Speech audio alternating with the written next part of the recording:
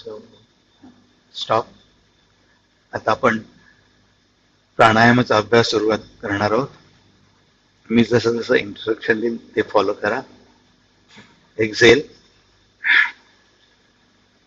अर्धपूरक, breathe in breathe out.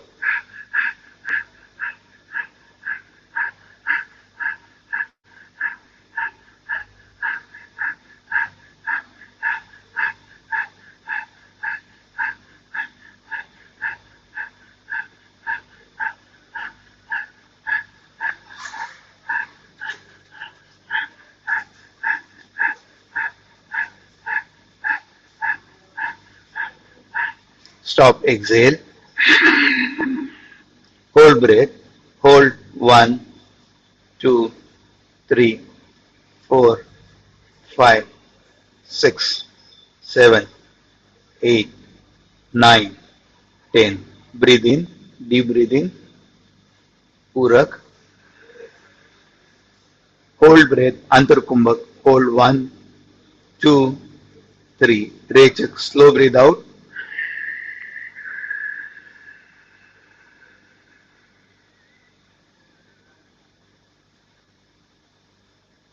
हा एक round झालेला, आणखीन 2 राऊंड आपण करणार आहोत.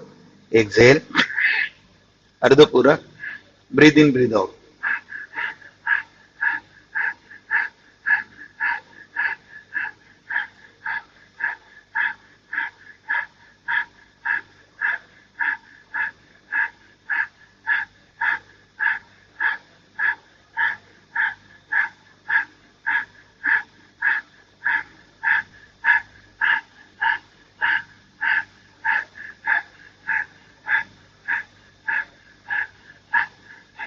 Stop, exhale, hold breath, Baya Kumbhak, hold 1, 2, 3, 4, 5, 6, 7, 8, 9 and 10.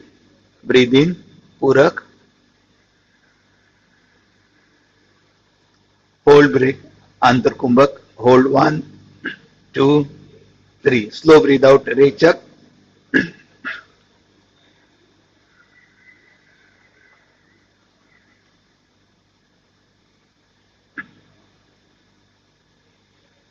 Normal breathing. परत एकदा लास्ट राउंड आपण करणार आहोत. एक्झेल, अर्धपूरक, breathe in breathe out.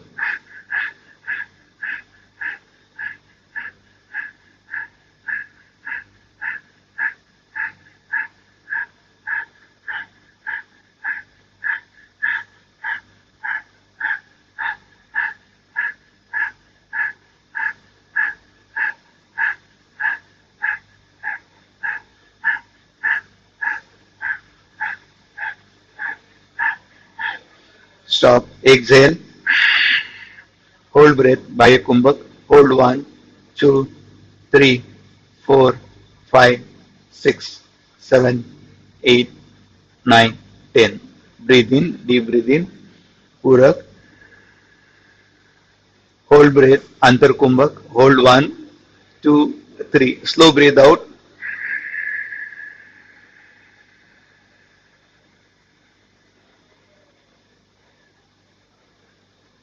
Normal. प्राणायामचा अभ्यास झालेला. आता आपण ओंकार करूयात. ओंकार सुरुवातीला 3 ओंकार, नंतर 1 मिनिटाचं ध्यान आणि 2 ओंकार करणार आहोत. ओंकार हा घंटा नदीसारखा दीर्घ असावा, तेलाच्या धारेसारखा अखंड आणि शंखनाद सारखा गंभीर असावा.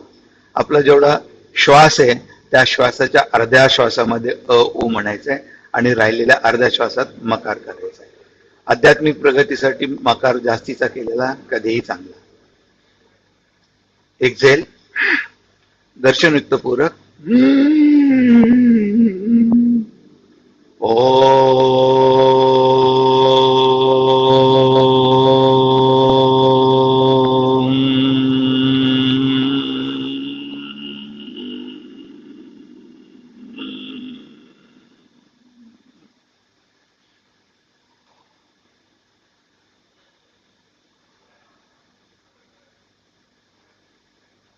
पूरक.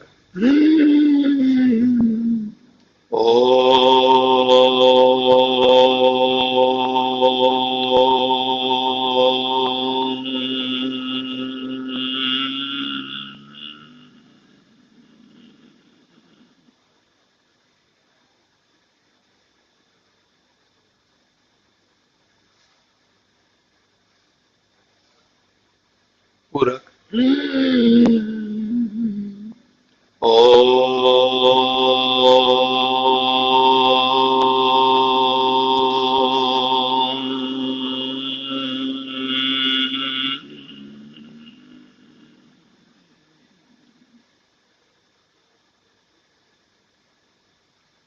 शांत शांत शांत.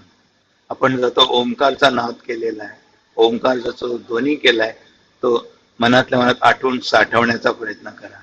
छातीच्या मध्यामध्ये अनाहत चक्र आहे, तिथं अंगुष्ठ मात्र ज्योती बघण्याचा प्रयत्न करा. Try to visualise thumb size bright flame in chest area whether Anahata chakra is situated. तिथं जर दिसत नसेल तर भ्रू मध्यमध्ये दोन भ्रुवाच्या मध्ये प्रज्ञा चक्र आहे, तिथं अंगुष्ठ मात्र ज्योती बघण्याचा प्रयत्न. Try to visualize thumb size bright flame in the area where Ajna Chakra is situated. जी ज्योती आपण बघण्याचा प्रयत्न करत आहोत ती आत्मस्वरूप आहे. आत्मस्वरूपाशी एकरूप होण्याचा प्रयत्न करा.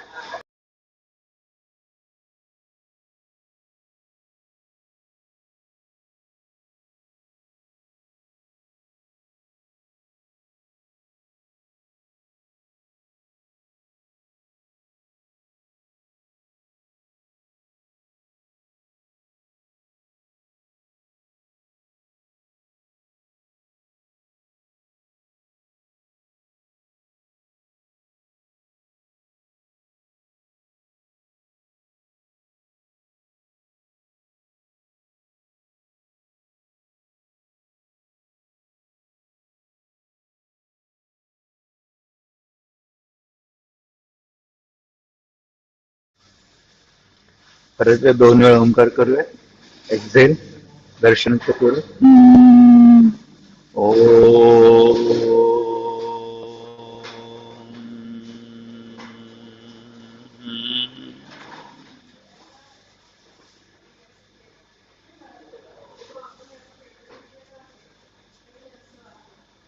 पूरक. ओ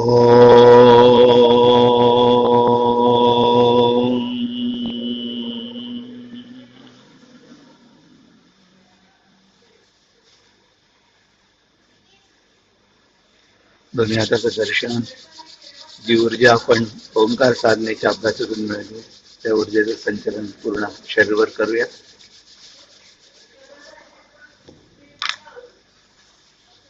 चेहरा कप कर. हरि ओम.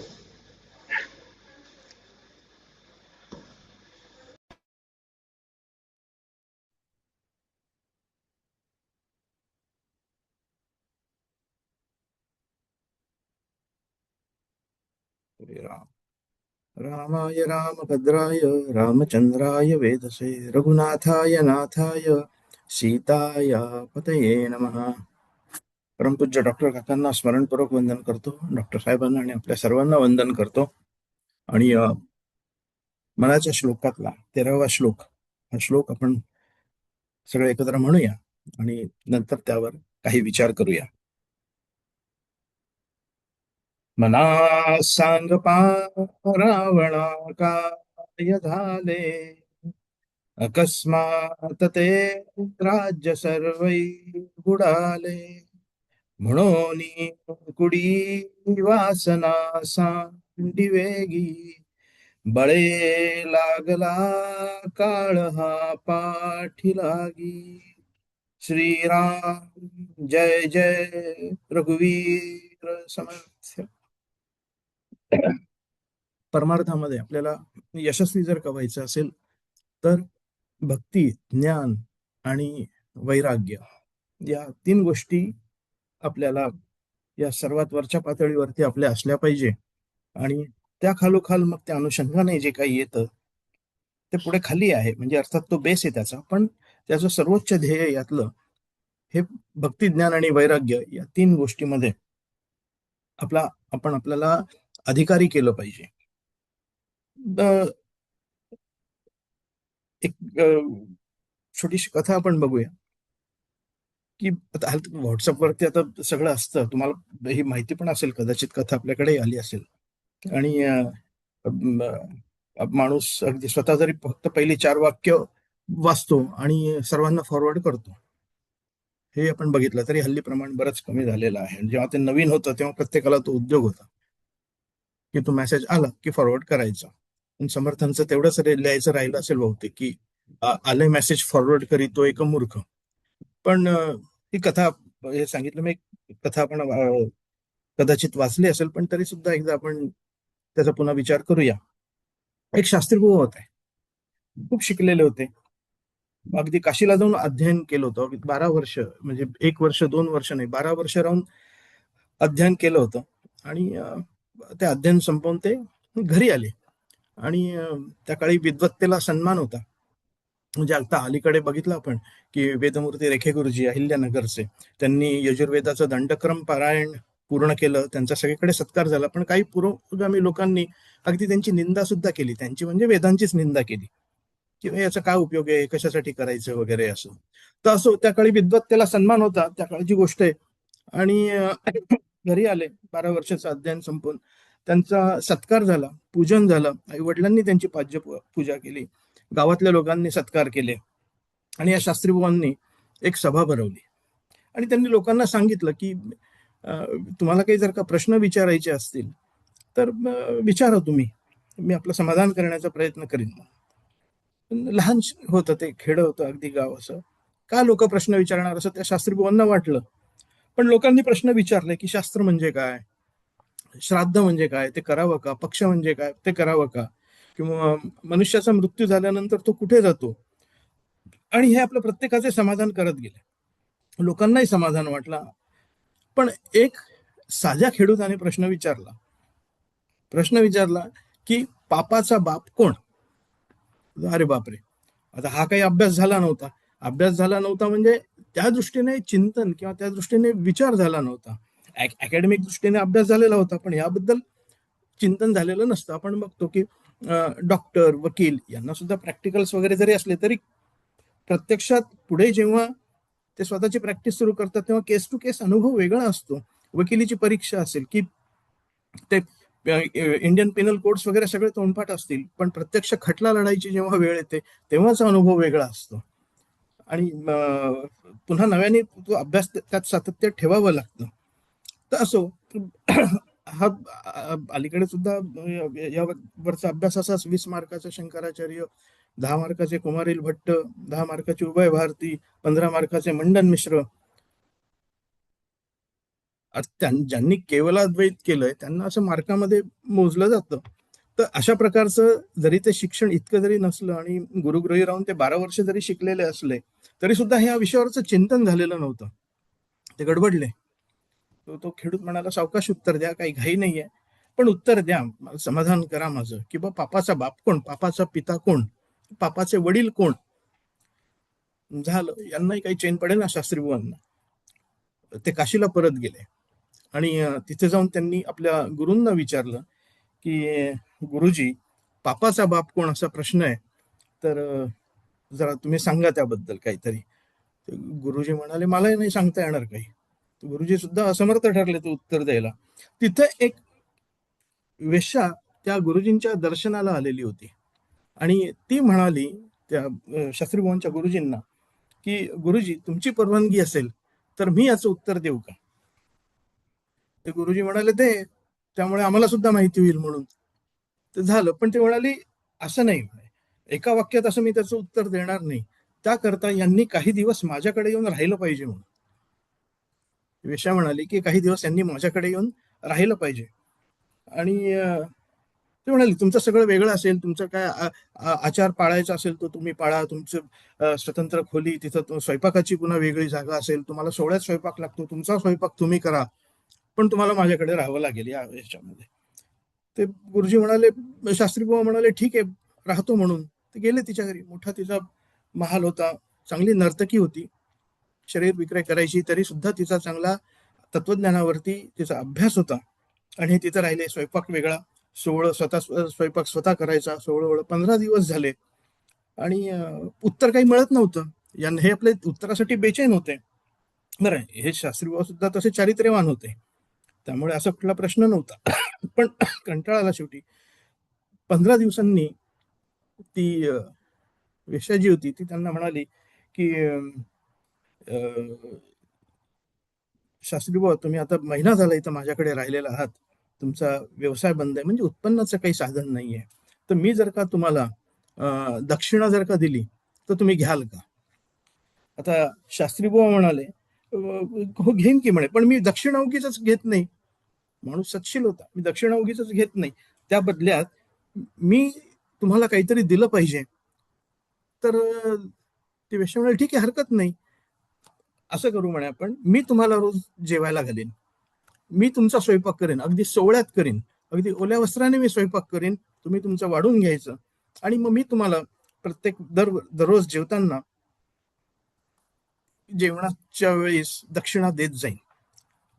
तुमचा आचार बिघडला हे कोणालाही कळणार नाही, कारण हा सगळा आपला आतला व्यवहार आहे. तर असं आपण केलं तर चालेल का? दक्षिणा सोन्याच्या 11 मोहरा मी देईन. आता एक मोहरा म्हणजे 10 तोळ्याची असेल, आणि रोज 11 मोहरा म्हणजे किती तोळे झाले असेल विचार करा, आणि आजच्या भावाने जाऊ दे, तेव्हाच्या भावाने जरी विचार केला तरी ते किती रक्कम असेल. शास्त्री बुवांनी विचार केला, ठीक आहे, हरकत नाही, आपण प्रायश्चित्त घेऊ, बाहेर कुठे कोणाला कळणार आहे, हरकत नाही म्हणून. आणि एवढे जर का आपल्याला ही दक्षिणा जर का मिळणार असेल तर तोही आपला एक प्रकारचा फायदा आहे, आपण तसं करायला हरकत नाही. बरं, ही सगळा आपला आचारही पाळणार आहे. असो, महिना झाला, आणि हे असा दिनक्रम त्यांचा तो चालू होता. ती वेश्या रोज स्वयंपाक करायची, सोहळ्यात त्यांना स्वयंपाक सगळा करायची, ते जेवायचे वगैरे, दक्षिणा मिळायची त्यांना, बरेच पैसे बऱ्याच मोहरा जमल्या. आणि शेवटी पुन्हा शास्त्री बुवा कंटाळले, हो सगळं झालं, मी कशासाठी आलोय, पापाचा बाप कोण, याचं उत्तर ही मला देणार, आणि हिने अजून मला उत्तर दिलं नाही, पुन्हा विचार माझ्या प्रश्नाचं काय झालं. तर ती म्हणाली, शास्त्री बुवा, तुमच्या अजून लक्षात आलं नाही का, पापाचा बाप हा लोभ आहे. म्हणजे वास्तविक तुम्ही परांना घ्यायचं नाहीये, दक्षिणेचा तुम्हाला मोह नको, पण हे तुमचे सगळे जे आचार आहेत ते तुम्ही या प्रश्नासाठी का होईना पण बाजूला सोडले, आणि लोभामध्ये अडकलात, कारण तुम्हाला दक्षिणेचा सुद्धा त्या मोह झाला, सोन्याचा मोह झाला. तर पापाचा बाप हा लोभ आहे, हे आता तुमच्या लक्षात अजून आलं नाही का? आणि त्या शास्त्री बुवांचे खाडकन डोळे उघडले, तिथून ते निघाले आणि आपल्या खेड्यात परत आले. सांगायचा मुद्दा असा की मनुष्याचे जन्मजन्म जे बिघडतात त्याचं कारण तो पाप करतो आहे, आणि त्या पापाचं कारण जे आहे ते लोभ आहे. लोभ आणि हे वैराग्य हे अगदी एकमेकांच्या विरुद्ध शब्द आहेत.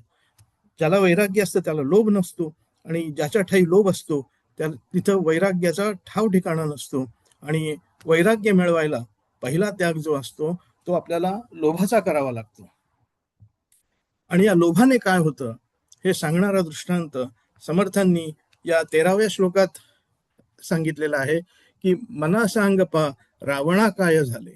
सामान्यांचा विचार सोडून द्या, पण ज्याची संपत्ती इतकी होती की त्याची संपूर्ण नगरी सोन्याची होती, त्या रावणाला सुद्धा लोभ जडला आणि त्याचं सर्व राज्य गेलं. तर सांगायचा मुद्दा असा की हे वैराग्य जर का आपल्याला मिळवायचं असेल तर आपल्याला लोभ हा बाजूला ठेवावा लागतो. आता रावणाच्या बाबतीत पुढे काय झालं हे आपण सविस्तर पुढच्या सत्रामध्ये बघूया.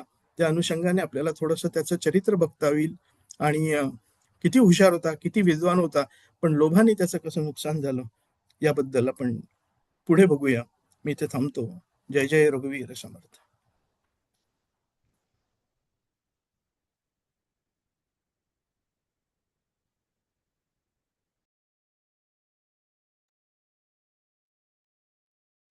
जय जय रघुवीर समर्थ. भगवद्गीता अध्याय 8 श्लोक 12 आणि 13. सर्वद्वाराणि संयम्य मनोहृदि निरुध्य च मूर्ध्याधायात्मनः प्राणम् अस्थितो योगधारणाम्. परी हे तरीच घडे जरी संयमाची अखंडे, सर्वद्वारी कवाडे कळासती तरी सहजे मनकोंडले. हृदयींची असे लोगले जैसे करचरणी मोडले परीवरून संडी. तैसे चित्त राहिलिया पांडवा प्राणांचा प्रणवूची करावा. मग अनुवृत्ती पंथे आणावा मूर्ध्नीवरी. तेथ आकाशी मिळे न मिळे तैसा धरावा धारणा बळे. जव मात्रा त्रय मावळे अर्धबिंबी तववरी तो समीरू निराळी कीजे स्थिरू मग लग्नी जेवी ओंकारू बिंबीचे विलसे ओमित्येकाक्षरं ब्रह्म व्याहरन् मामनुस्मरन् यः प्रयाति त्यजन् देहं स याति परमां गतिम. तैसे ओम हे स्मरोसरे आणि तेथेची प्राणुपुरे मग प्रणवाती उरे पूर्ण घनदे म्हणून प्रणवैक नाम हे एकाक्षर ब्रह्म जो माझे स्वरूप परम स्मरत शांता या परी त्यजी देहाते तो त्रिशुद्धी पावे माते जय जया पावणया परवते आणि पावणे नाही येथ अर्जुन जरी बिपाये तुझा जीवी हन ऐसे आये जाये नाहे स्मरण मग होये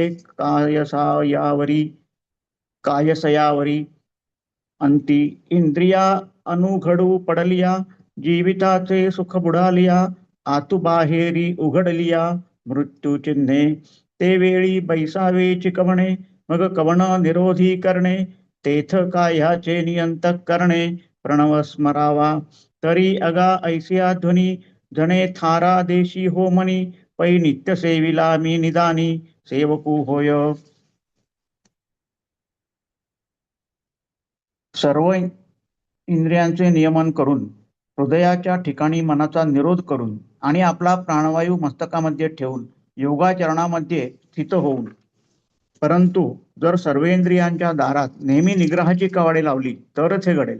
मग ज्याप्रमाणे हातपाय मोडलेला मनुष्य घर सोडित नाही त्याप्रमाणे मग स्वभावताच कोंडलेले मन अंतःकरणात स्वस्थ राहील. अर्जुना, तसे चित्त स्थिर झाले असता मग प्राणवायूचा ओंकार करून प्राणाने ओंकाराचे चिंतन केले असता प्राण प्रणवरूप होतो. त्यास मग सुषुम्ना नाडीच्या मार्गात मूर्ध्नी आकाशापर्यंत आणावा. तेथे मूर्ध्नी आकाशात प्राणवायूचा लय होईल न होईल अशा अर्धवट स्थितीत धारणेच्या जोरावर धरून ठेवावा. जेथपर्यंत अकार उकार व मकार या 3 मात्रा अर्धमात्रारूप ओंकार बिंदूमध्ये नाहीशा झाल्या नाहीत तोपर्यंत तो प्राणवायू मूर्ध्नी आकाशात निश्चल करावा. मग अर्धबिंबात मात्रात्रयांचे ऐक्य झाले असता ओंकार अर्धमात्रेमध्ये जसा शोभतो लयास पावतो तसा प्राण मूर्ध्नी आकाशात शोभतो लयास पावतो. ओम या एकाक्षरी ब्रह्माचा उच्चार करीत असता व माझे स्मरण करीत असता जो देहाचा त्याग करून जातो तो अत्यंत श्रेष्ठ अशा गतीला पावतो. तेव्हा ओंकार ओम हे स्मरण्याचे संपून तेथेच प्राणवायू संपतो. मग ओंकार स्मरण्याचे राहिले की जे पूर्ण परब्रह्म तेच काय ते एक राहते. म्हणून प्रणव हे एक ज्याचे नाम आहे व जे एकाक्षर ब्रह्म आहे ते माझे मुख्य स्वरूप असून त्या स्वरूपाचे स्मरण करीत असताना जो अशा स्थितीतच देहाचा त्याग करतो तो ज्या ब्रह्मप्राप्ती कलीकडे दुसरे काही एक गोष्ट साध्य करावायची नाही त्या माझ्या स्वरूपाला निश्चयाने पावतो. येथे अर्जुना, कदाचित जर तुझ्या मनात असे वाटेल की अंतःकाली हे स्मरण करावे हे खरे, परंतु मग अंतःकाली हे स्मरण कशाने होणार? कारण इंद्रिये आपापली कर्मे करण्यास असमर्थ असल्यावर जिवंतपणाचे सुख नाहीसे होऊन आत बाहेर मरणाची लक्षणे उघड दिसू लागल्यावर मग त्यावेळेस योग साधनेस कोणी बसावे व इंद्रियांचा निग्रह कोणी करावा आणि कोणत्या अंतःकरणाने ओंकाराचे स्मरण करावे? तर बाबा, अशा शंकेला कदाचित तू मनात जागा देशील तर अशी शंका मनात आणू नकोस. कारण जे नेहमीच सेवा करतात त्या भक्तांच्या मरणकाली मी त्यांचा सेवक होतो. जय जय रघुवीर समर्थ.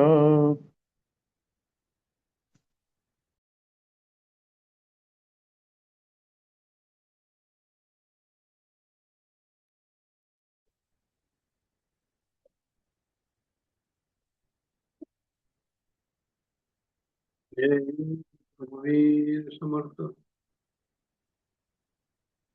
वसुदेवसुतं देवं कंसचाणूरमर्दनं देवकी परमानन्दं कृष्णं वन्दे जगद्गुरुं. गणाधीश जो ईश सर्वा गुणांचा मुळारंभ तो निर्गुणाचा. नमो शारदा मूळ चत्वार वाचा गमो पंथानंतया राघवाचा. गुरुर्ब्रह्मा गुरुर्विष्णू गुरुर्देवो महेश्वर गुरु साक्षात परब्रह्म तस्मै श्री गुरुवे नमः. जय जय रघुवीर समर्थ. आपल्या सर्वांना नम्र अभिवादन. आपण भगवद्गीतेचा 8व्या अध्यायाचा अभ्यास करतो आहोत. 8व्या अध्यायामध्ये आपण जे आहे ते पहिले 11 श्लोक पाहिले होते मागच्या वेळेस, आणि आज आपण 12 आणि 13 हा श्लोक पाहणार आहोत.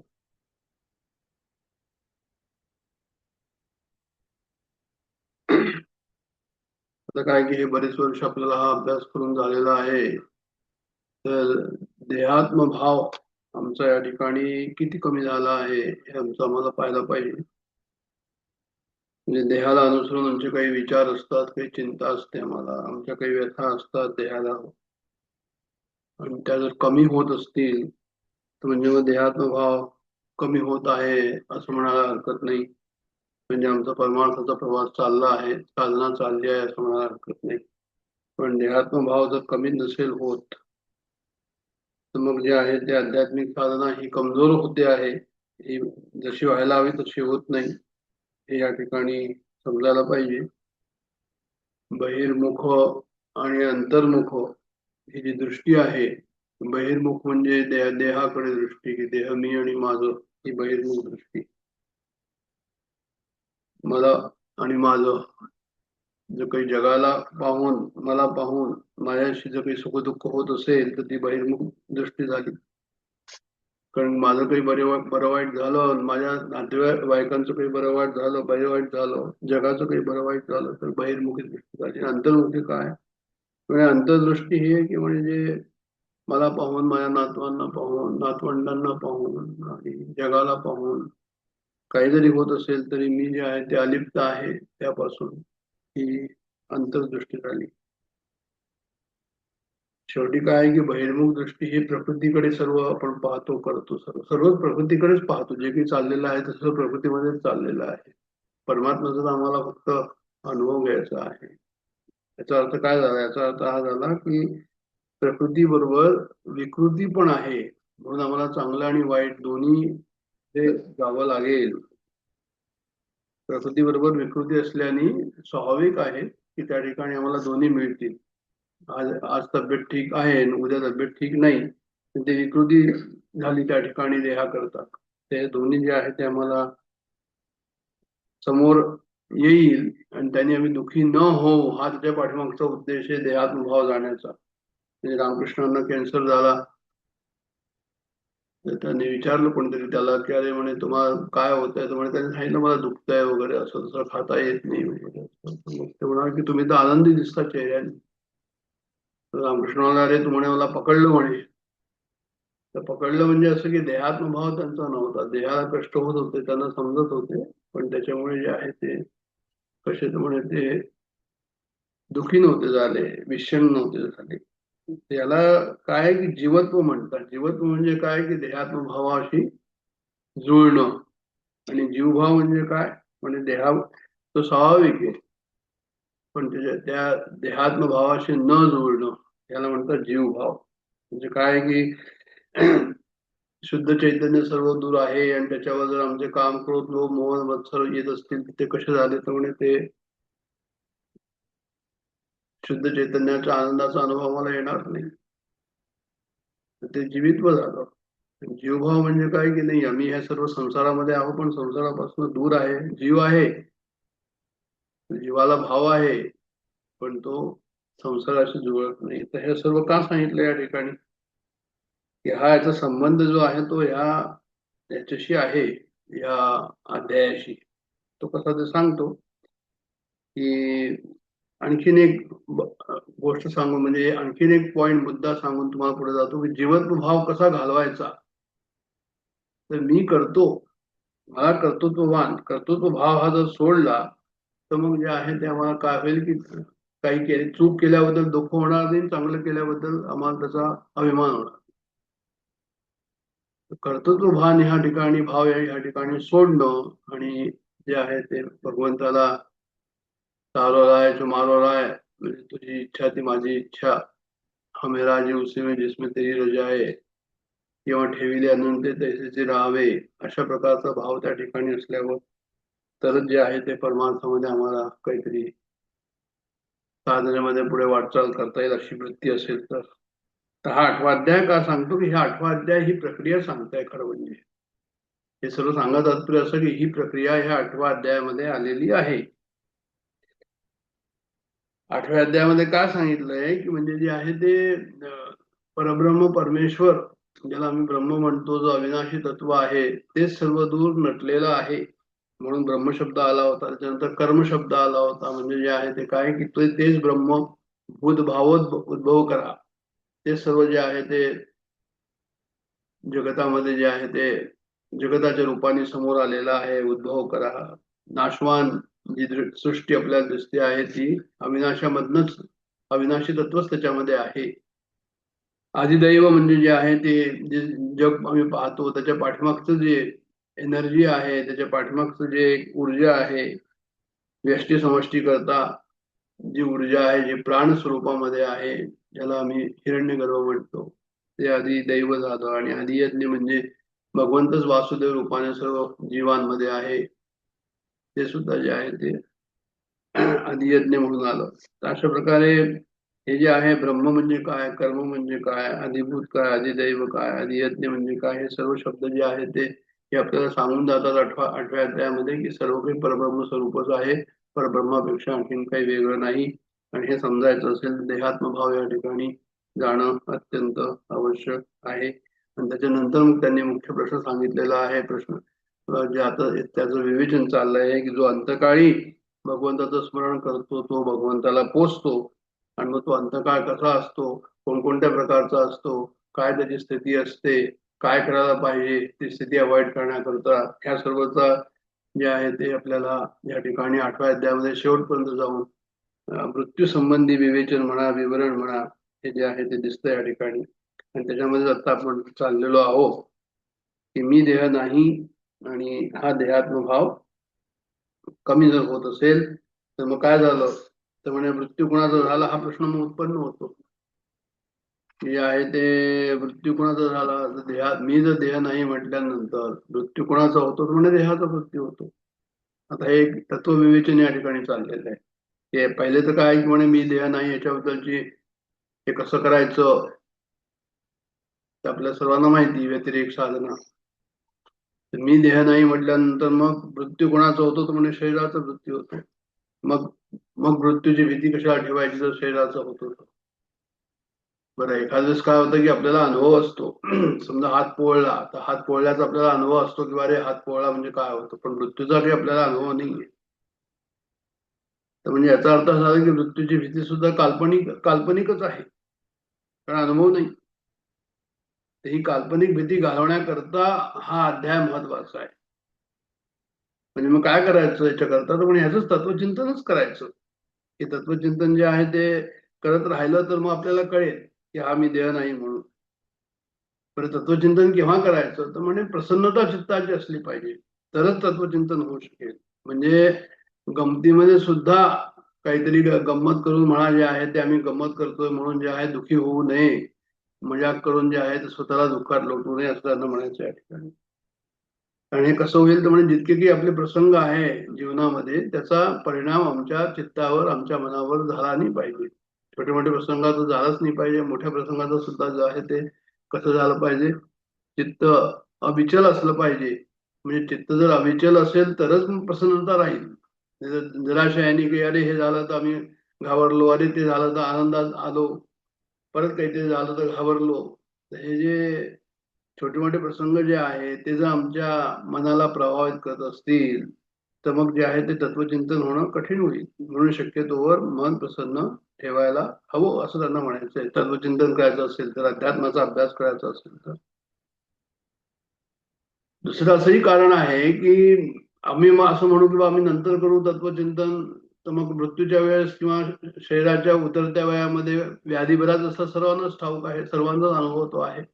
कुठे काही दुखतं, कुठे काही खुपतं, कुठे काही होतं वगैरे, असं काही ना काहीतरी चालतच असतं. दुःखाकरता बरेचशा कारण त्या ठिकाणी असतात. मग त्यावेळेस जे आहे ते चिंतन, त्यावेळेस शक्यता आहे की प्रसन्नता कमी राहील, त्या ठिकाणी प्रसन्नता राहणार नाही त्यावेळेस. म्हणून जे आहे ते प्रसन्न आहे तोपर्यंत जे आहे ते तत्वचिंतन करून आम्ही आपला भाग साधावा, असं त्या ठिकाणी उद्देश आहे. म्हणून ते जे पहिल्या याच्यात आपण पाहिलं की प्रयाण कालेन मनसा अचलेन, हे जे आपण म्हटलं या ठिकाणी, ते हे की म्हणजे मृत्यूच्या वेळेस जे आहे, म्हणजे देहाच्या मृत्यूच्या वेळेस ही जो आहे तो मृत्यू देहाला होणार आणि आमचं मन जे आहे ते अचल राहील, अशा प्रकारची ती साधना हवी, अशा प्रकारचं ते तत्वचिंतन हवं. आणि भक्त्यायुक्तो योग बलेन चैव, त्यांनी 2 मार्ग दाखवले त्याच्यामध्ये, आपण हे सर्व पाहिलेलं आहे.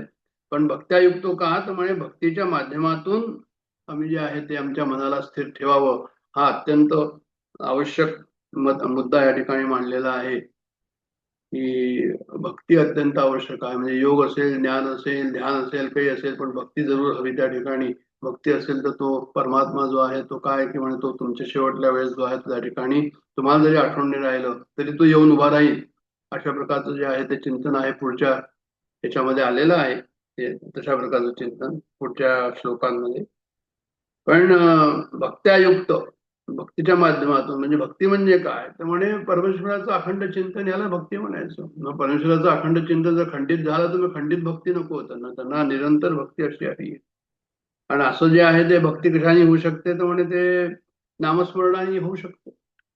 एक उदाहरण म्हणून दिलं, कारण योग बलेन हा पुढे शब्द आलेला आहे, योग बलेन चैव. आपण जो पाहिला मागच्या वेळेस श्लोक, त्याच्याबद्दल म्हणतो आहे की योग बलेन म्हटलेलं आहे. तर नुसतं योगाने जे आहे ते काय होतं, योगांमध्ये कुंडलिनी जागृत करतात, म्हणजे काय करतात, प्राणांचे पुंज असतात, असे 6 चक्र आहे. एक एक चक्र जे आहे ते आपण जागवत जायचं, त्याला जागृती करायची, ऍक्टिव्हेट करायचं, तशा प्रकारचा तो प्रसार. ते आता आपला तो उद्देश नाहीये. पण योग बलेन जरी त्यांनी म्हटलेलं आहे तरी ते त्या ठिकाणी भक्ती ही हवी, हे अत्यंत आवश्यक आहे. आणि भ्रुवोर मध्ये प्राणमावेश सम्यक जे म्हटलेलं आहे की 2 भुवयांच्या मध्ये जे आहे ते आम्ही त्या ठिकाणी आपलं ध्यान ठेवावं आणि जे आहे ते परमपुरुषाला प्राप्त व्हावं, असं जे सर्व सांगितलं आहे मागच्या श्लोकामध्ये. त्यामध्ये मुख्य मुद्दा मला जो सांगायचा आहे तो हा आहे की मन अचल करण्याकरता, मन स्थिर करण्याकरता भक्ती अत्यंत आवश्यक आहे, नंबर 1. आणि नंबर 2, भक्ती करून म्हणजे देहात्म भाव जो आहे हे अध्यात्माने कमी होतोय की नाही हे पाहणं अत्यंत आवश्यक आहे. 2 मुद्दे आपण या ठिकाणी पाहिले. आणि नंतर 11वा श्लोक जो पाहिला मागच्या वेळेस, यदक्षरम वेद विदो वदंती विशंती यद्यतेव वीतरागा, हे जे हा 11वा श्लोक जो आहे त्याच्यामध्ये 4 जे चरण आहे त्याच्यामध्ये दिलंय की विद्वान पुरुष जे आहे ज्या ब्रह्माचं वर्णन करतात, ज्या अक्षर तत्वाचं वर्णन करतात, जसं विशंती यदत्यो वीतराग, जे विरागी लोक आहे, जे विरक्ती लोक आहे, जे विरक्त संन्यासी आहे, ते स्वरूपामध्येच प्रवेश करतात, म्हणजे ते स्वरूपाला लवकर प्राप्त होतात. 3रा चरण आहे यदिच्छन्तो ब्रह्मचर्यम चरंती, ज्यांची इच्छा आहे, जे ब्रह्मचारी आहे आणि त्यांची इच्छा आहे की मी परब्रह्माला प्राप्त व्हावं, ते ब्रह्मचर्याचं पालन करतात. आणि शेवटला आहे तसे बदम संग्रहेण प्रवक्षे, या तिन्हींबद्दल जे आहे भगवान म्हणतात की मी तुला संक्षेपाने यांच्याबद्दल सांगतो, या परमपदाबद्दल मी तुला सांगतो. ते अक्षर स्वरूप जे आहे ते ओंकार आहे आणि त्याच्याबद्दल मी तुला सांगतो. अशा प्रकारचा हा 11वा श्लोक म्हणून पाहिला मागच्या वेळेस. बऱ्याचशा कठोपनिषदामध्ये अशाच प्रकारचा जो मंत्र आलेला आहे त्याचाही उल्लेख केला होता. तिथे म्हणतं की म्हणजे जे आहे ते जे वेदाध्ययनी लोक आहे, जे तप साधन करणारे आहे आणि जे ब्रह्मचर्याचे पालन करणारे आहे, ते परमपद यमराज म्हणतोय नचिकेताला की मी तुला सांगतो म्हणून. अशा प्रकारचं वर्णन तिथे पण आलेलं आहे.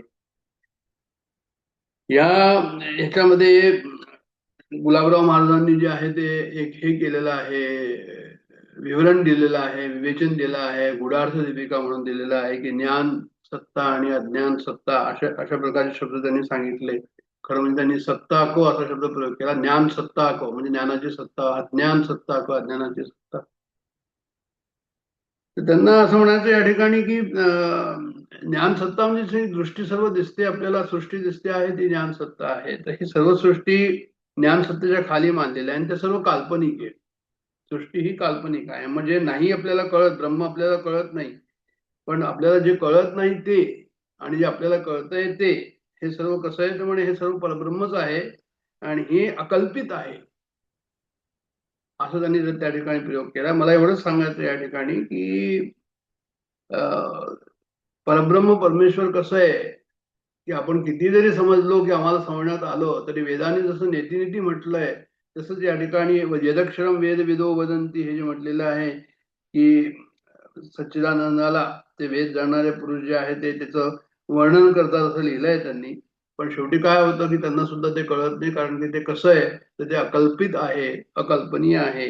म्हणून जे आहे त्याच्याबद्दलचं वर्णन भगवंत या ठिकाणी म्हणतात ते की मी तुला सांगतो. आणि अशा प्रकारे जे आहे ते आपण 11व्या श्लोकामधनं आता 12व्या श्लोकामध्ये जे आहे ते आपण प्रवेश करणार आहोत. आणि 12वा श्लोक काय म्हणतो आपल्याला की सर्वद्वाराणि संयमम द्वाराणि संयम्य मनो हृदय निरुद्ध च मूर्धान मूर्धान आधाय मन प्राणमस्थितो योगधारणम ओमितेकाक्षरम ब्रह्म व्यावहन मामना अनुस्मरम य प्रयाती जन्देह स याती परमाम गती. याला जर फोडाक्षर आपण पाहिलं तर ते इझी समजायला. आणि ते काय की म्हणे सर्वद्वार आणि संयमम म्हणजे सर्व द्वार, सर्व इंद्रियांचे द्वार काय करायचं तर म्हणजे त्यांना आवरून ठेवायचं, म्हणजे इंद्रियांना विषयापासून रोखून ठेवायचं. त्याला ते म्हणतात की सर्व द्वार आणि संयम. त्याच्यानंतर जे आहे ते मनोदृधी निरुद्धच. धृदी म्हणजे हृदय. मनाला काय करायचं म्हणजे मनाला जे आहे ते हृदय देशी ठेवायचं. मनाला हृदय देशी ठेवायचं म्हणजे हृदयात ठेवायचं. मनाला जे आहे ते हृदयाशी ठेवायचं. आता आध्यात्मिक हृदय म्हणून येईल पुढे ते की आध्यात्मिक हृदय म्हणजे काय. मनाला हृदयात ठेवायचं म्हणजे काय तर आलेलं आहे पुढे की आपली जर छाती आहे, छाती ज्या बरगड्या आहे, ज्या बरगड्या समोर जिथे येऊन मिळतात आणि जो भाग असतो मिळाल्यानंतर सर्वात लहान खालचा, त्याला त्या आध्यात्मिक हृदयाची जागा या ठिकाणी वर्णन केलेली आहे. कारण की अनाहत चक्र या ठिकाणी असतं. म्हणून जे आहे ते ह्या हृदयामध्ये मनाला काय करायचं तर म्हणजे मनाला स्थिर करायचं. तर दोन गोष्टी झाल्या, सर्व इंद्रियांना संयम करायचा एक, मनाला हृदयामध्ये स्थिर करायचं. आणि पुढे आहे मूर्धी आधाय आत्मन प्राणम अस्थित योग धारण. पुढे आहे मूर्धी आधाय म्हणजे काय की मूर्धनी म्हणजे मस्तक. मस्तकाला ते मूर्धनी म्हणतात. तर मूर्धनी म्हणजे मस्तक, आत्मन म्हणजे आपल्याला. तर आपल्याला काय करायचं, आधाय म्हणजे स्थापन करायचं. आपल्याला कुठे स्थापन करायचं, आपल्याला म्हणजे प्राणम लिहिलंय त्या ठिकाणी की आपल्या प्राणाला स्थापन करायचं मस्तकामध्ये. कशाने करायचं तर म्हणे योगधारणेने जे आहे ते योग साधनेने जे आहे आमच्या प्राणांना मस्तकामध्ये स्थिर करायचं.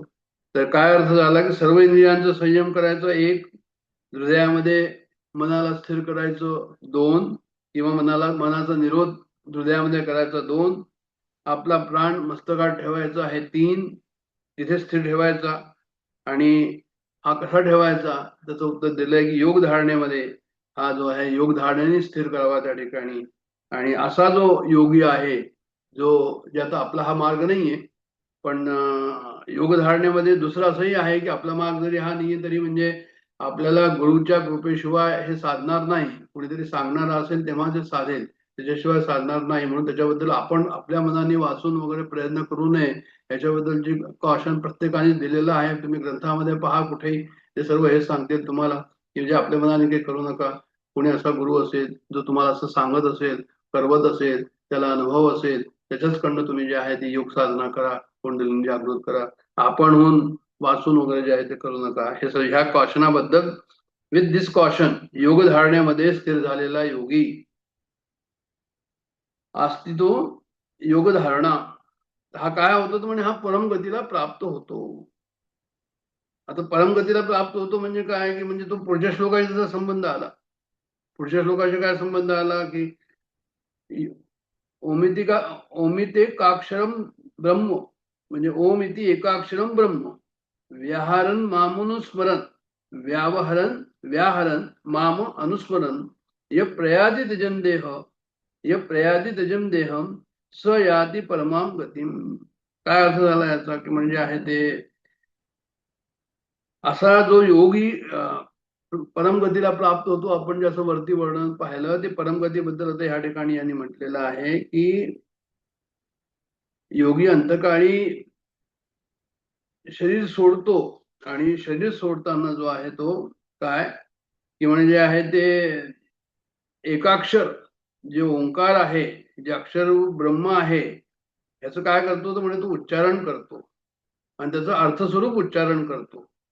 आणि य प्रयाती त्यजन देह म्हणजे जे आहे ते शरीराला हा सोडून जातो त्यावेळेस जो आहे तो काय ओंकाराचा मानस्मरण करतो आणि त्याचा अर्थ जो आहे त्याच्या डोक्यामध्ये असतो आणि मग तो ब्रह्मरंधामधून जो आहे तो बाहेर पडतो. स यादी परमाम गतीम म्हणजे असं जे आहे ते तो परम गतीला तो त्याप्रमाणे प्राप्त होतो. तर आता काय होतं की अंतकाळी काय होतं रामदास स्वामींचं आपल्याला उदाहरण माहिती आहे. योगी अरविंदांचे उदाहरण माहिती आहे. रामदास स्वामींच्या जीवनामध्ये लिहिलेलं आहे त्यांच्या चरित्रामध्ये आपण पाहतो पुण्य दिवशी त्यांच्या पुण्यतिथीच्या दिवशी पाहतो की जे आहे ते आसन घालून बसले ते शेवटच्या वेळेस आणि त्यांनी ओंकाराचा ध्वनी केला असं रामदास स्वामींच्या चरित्रामध्ये आहे. ते योगी अंतकाळी शरीर सोडताना काय करतात म्हणे पद्मासन लावतात, आसन घालतात, पद्मासन लावतात, सर्व इंद्रियांचं काय करतात म्हणे ते संयम करतात, नियमन करतात, विषयापासून इंद्रियांना निवृत्त करतात. याचा अर्थ हा झाला. आणि इंद्रियांची सर्व शक्ती जी आहे ती ओढून घेतात आणि सर्व शक्ती इंद्रियांची ओढून घेतल्यानंतर काय होतं मन हृदयामध्ये ठेवतात. आता जे अध्यात्मिक सांगितलं की ते मन हृदयामध्ये ठेवतात आणि मग काय होतात मन हृदयामध्ये ठेवल्यानंतर स्थिर झाल्यानंतर विचार त्या ठिकाणी कमी होतात आणि विचार कमी झाले की मग विचार शून्य होतात, व्यापार शून्य होतात, मन संकल्प विकल्प रहित होतं. मग मन जे आहे ते निश्चल व स्थिर होतं. मग असं मन जे निश्चल स्थिर झालेलं आहे त्यानंतर ते आहे त्यांच्या योग साधनेने काय करतात की हृदयापासून ब्रह्मरंध्राकडे प्राण जे आहे ते वरती घेऊन जातात. म्हणजे ऊर्ध्वगामी जी सुषुम्ना नाडीमधनं ते प्राणाला ओढून घेतात आणि ते मस्तकामध्ये ब्रह्मरंध्राकडे जातात आणि मस्तकात पहिले ते स्थिर ठेवतात आणि मग म्हणजे ऊर्ध्वगामी करतात, मस्तकामध्ये ते स्थिर ठेवतात आणि स्थिर केल्यानंतर ब्रह्मरंध्राने जे आहे ते पुढे काय होतं तर म्हणजे ब्रह्मरंध्राने ते पुढे जातात. पण हा जो पुढचा श्लोक आलेला आहे 13वा श्लोक हा ह्या ठिकाणी येतो की ओम इति अशा एक अक्षर रूप ब्रह्म त्याचं उच्चारण करतात. त्या ठिकाणी ते जेव्हा ते मस्तकामध्ये येतं त्यावेळेस त्याचा उच्चार करतात, मानसिक उच्चार करतात. कारण की बोलू शकत नाही त्या ठिकाणी, वाचा तिथे वैखरी वाचा नाहीये त्या ठिकाणी, फक्त मानसिक उच्चारण ते करतात असं लिहिलंय. आणि अर्थस्वरूप उच्चारण करतात म्हणजे त्या ओमचं जे त्यांना जे आहे ते माहिती असतं की काय अर्थ आहे. कारण व्याहरण माम अनुस्मरण माझे चिंतन करतात असं त्यांनी म्हटलेलं आहे भगवंतांनी या ठिकाणी. व्याहरण माम अनुस्मरण हे प्रयातित जन देह म्हणजे जे आहे ते अशा प्रकारे ते देहाचा शरीराला सोडून जातात. शरीराला सोडून जातात म्हणजे परत येत नाही असं शरीराला सोडून जाणं. यत प्रयातीचा अर्थ हा आहे की देहन त्यजन प्रयाती सयादी परमाम गतीम. जसं मी म्हटलं की ते ऊर्ध्वगतीला त्या ठिकाणी प्राप्त होतात. आता ऊर्ध्वगतीला प्राप्त होतात आणि परत म्हणजे आता जर त्याचं समरी पाहायला गेलं तर इंद्रियांची शक्ती ते ओढून घेतात, मन निश्चल करतात, प्राणाला ब्रह्मरंध्रात स्थिर करतात, त्यानंतर ओंकाराचा उच्चार करून शरीर त्याग करतात. हे सर्व आपण समर्थांच्या चरित्रामध्ये पाहिलेलं आहे. तो ओंकाराबद्दल जर म्हणायचं झालं तर ओंकार कसं आहे तर म्हणजे ब्रह्माचं वाचक आहे. ब्रह्म हे वाच्य आहे आणि ओंकार साधन आहे. ब्रह्म काय ध्येय आहे म्हणजे वाच्य वाचक संबंध या ठिकाणी आहे. म्हणजे ब्रह्माचं काय ते आमचं लक्ष आहे, ते आमचा उद्देश आहे. आणि ओंकार काय तर म्हणजे साधन आहे. तर अंतकाळी ओंकाराचा उच्चार मनाने करायचा आणि अर्थ लक्षात ठेवायचा आणि नंतर तो प्राणाला जे आहे ते मस्तकात ब्रह्मरंध्रात आणून बाहेर काढायचं, ब्रह्मरंध्राचं छेदन करायचं आणि शरीराचा त्याग करायचा आणि परमगतीला पोचायचं. आणि ही परमगती जी आहे याच्याबद्दलही त्यांनी एक वर्णन केलेलं आहे. परमगतीचा त्यांनी असा उद्देश सांगितला आहे की हे जे प्राण वरती जातात म्हणजे त्याच्यानंतर त्यांनी असं नाही म्हटलंय हा याच्यामध्ये परमाम गतीम म्हटलंय, माम गतीम नाही म्हटलंय. म्हणजे परमेश्वराने मला येऊन मिळतात असं नाही म्हटलंय. अनुस्मरम देहम त्यजन प्रयाती स परमाम गतीम याती परम गती प्रत पावतो म्हणजे ते ऊर्ध्व दिशेने जातात, ब्रह्मलोकात जातात, ब्रह्माजीच्या जवळ त्या ठिकाणी त्या कल्पांतापर्यंत राहतात आणि कल्पांतापर्यंत राहून नंतर जो आहे तो पुढच्या ह्याच्यामध्ये जे आहे त्यांचा परमगती मिळते त्यांना. अशा प्रकारचं सर्व वर्णन केलेलं आहे या ठिकाणी.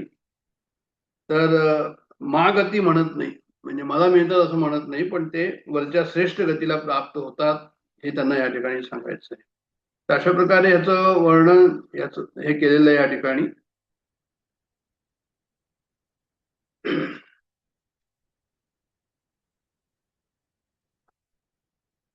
ओम बद्दल जे आहे ते या ठिकाणी ओम जे आहे ते आपण सर्व ओंकार साधना करतो, आपल्याला माहिती आहे ओंकार साधनेबद्दल. ओम म्हणजे काय तर म्हणे ओम जे आहे ते याच्यामध्ये अ उ म असे 3 हे आहे अक्षर. अ आणि उ हे स्वर आहे आणि म काय तर म्हणे म व्यंजन आहे. तर अ उ म म्हणजे असं की सर्व शब्द म्हणे याच्यामध्ये येऊन जातात अ उ म.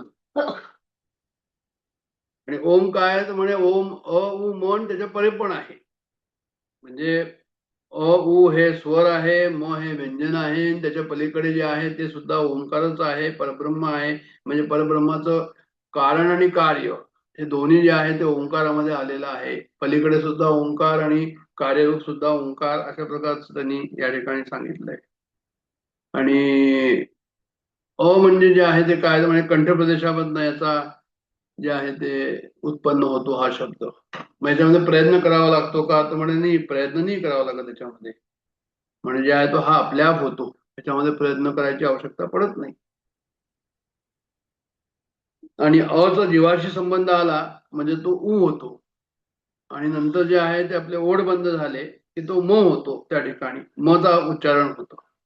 म्हणून काय की फक्त गळ्यातनं आपण आवाज काढायचा प्रयत्न सुद्धा त्या ठिकाणी करायचा नाही. फक्त आ नुसतं तोंडाने केलं की तो ओम त्या ठिकाणी जो आहे तो येतो ओढ बंद झाल्यानंतर. म्हणजे कोणत्याही प्रकारचा प्रयत्न नाहीये. आणि त्याचं मॉडिफिकेशन अ च उ मध्ये होतं आणि उ च म मध्ये होतं मॉडिफिकेशन ऑटोमॅटिकली, जसं जसं ते पुढे जातं तसं. आणि हा ओम परमात्मा वाचक आहे आणि सभी भाषा वाचक आहे, अशा प्रकारचं वर्णन ओंकाराबद्दल जे आहे ते केलंय. आता ओमच्या ऐवजी तुम्ही राम सुद्धा म्हणू शकता, कृष्ण सुद्धा म्हणू शकता.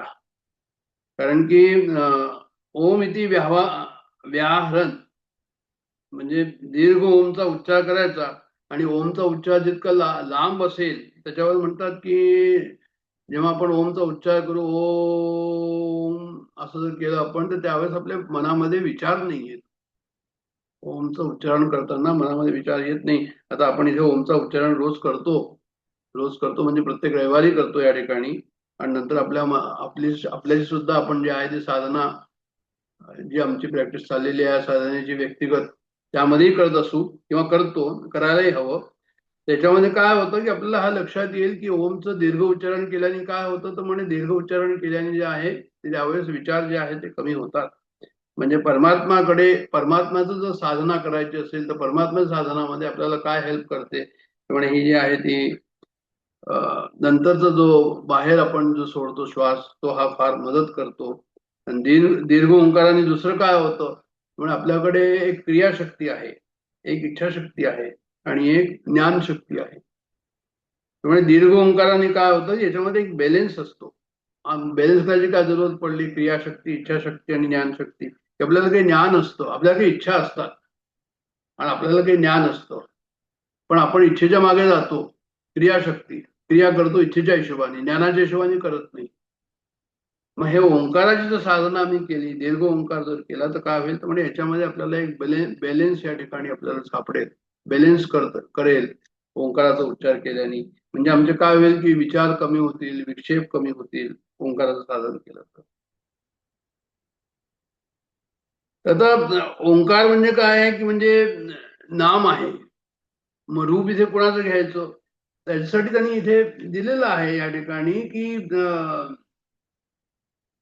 परमात्मा या ठिकाणी म्हणत आहे. म्हणजे परमात्मा जे असे हे सांगत आहे की माम अनुस्वर जे म्हटलेलं आहे वरती, तर म्हणजे परमात्माचं तुम्ही जे आहे ते चिंतन करायचं. मला चिंतन करतो, माझं चिंतन कसं करायचं ओंकार साधनेमध्ये. तर त्यांनी असं सांगितलं या ठिकाणी की म्हणजे तुम्ही उच्चारण करा ओंकाराचं. ओंकार काय म्हणे नाम आहे. मग नाम आणि रूप काय आहे तर म्हणजे रूप तुम्ही भगवान कृष्णाचं ठेवा त्या ठिकाणी. मग तुम्ही डोळे झाकलेले आहात, तुम्ही ओंकाराचं उच्चारण करता आहात आणि त्यावेळेस नाम घेता आहात, नामाचा तुम्ही आश्रय घेता आहात ओंकाराच्या नामाचा. मग तुम्हाला त्या ठिकाणी रूपही काहीतरी हवं. मग रूप हवं तर कोणाचं रूप घ्यायचं? महामनुस्मर जे लिहिलंय त्याचा अर्थ त्यांनी असा केलेला आहे की कृष्णाचं तुम्ही रूप पहा, म्हणजे तुम्हाला नाम आणि रूप दोन्ही हे काय होईल, म्हणजे जे आहे ते तुम्हाला ही साधना करण्याकरता त्याचा उपयोग होईल. म्हणजे ही सगुण साधना आहे, सगुण निराकाराची ही साधना आहे. सगुण निराकाराची साधना जी आहे ती काय आहे तर म्हणे हे निर्गुण निराकाराची साधना सर्वांना जमते असं नाहीये. म्हणून त्यांनी जे आहे या ठिकाणी सगुण निराकाराची साधना कशी करायची, काहीतरी तुम्ही आलंबन घ्या आणि आलंबन घेऊन स्वतःचा उद्धार करा, स्वतःची साधना पुढे जाऊ द्या, असं त्याचा अर्थ आहे या ठिकाणी. आणि असंही करू शकता तुम्ही की रोज जे आहे ते जसं आहे ओंकाराचं आपण या ठिकाणी करतो, डेली जे आहे ते 4-5 वेळा जे ओंकाराचं उच्चारण आपल्या ठिकाणी अशा प्रकारे करत राहा. आणि हा अभ्यास जो आहे तो आपण ओंकाराचा असा करू शकतो. राऊतजी सांगतातच आहे, त्याला फॉलो करा आणि त्याप्रमाणे जे आहे ते ओंकाराची साधना आपल्याला करता येईल. ओंकार साधनेचं थोडंसं आपण करतो आहोत, आता त्याला हे जोडून घ्यावं असं मला म्हणायचंय. कसं जोडायचं ते तुम्ही पहा. कठोपनिषदामध्ये सुद्धा त्यांनी असं लिहिलंय की ह्यानी काय होईल तर म्हणजे यांनी इंद्रिय शांत होतील, इंद्रिय शांत होतील, मन शांत होईल आणि बुद्धीचा सुद्धा काही प्रयत्न राहणार नाही. सहज सहज बुद्धी त्या ठिकाणी येईल. विकार जे आहे ते त्या ठिकाणी चालले जातील. संकल्प विकल्प त्या ठिकाणी जास्त राहणार नाही.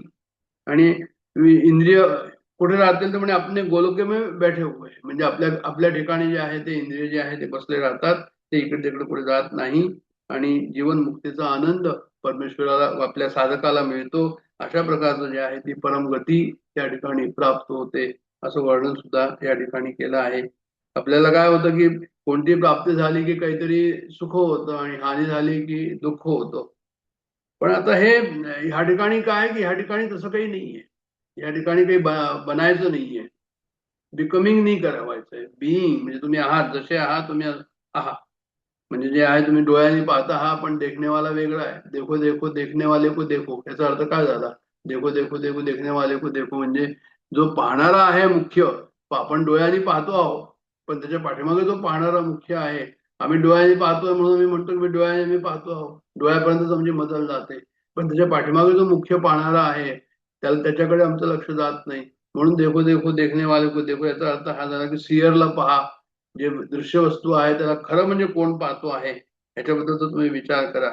आणि असा जर तुम्ही विचार केला तर मग जे आहे ते काय होईल की मग देहामध्ये राहून सुद्धा एक प्रकारे देहात्मबुद्धी त्या ठिकाणी क्षीण क्षीण क्षीण अशी होत जाईल आणि एक ती जीवनमुक्तीची अवस्था त्या ओंकार साधनेनी त्या ठिकाणी येईल. अशा प्रकारचा अर्थ या ठिकाणी केलेला आहे. पण त्याच्याकरता जे आहे ते आवश्यक आहे की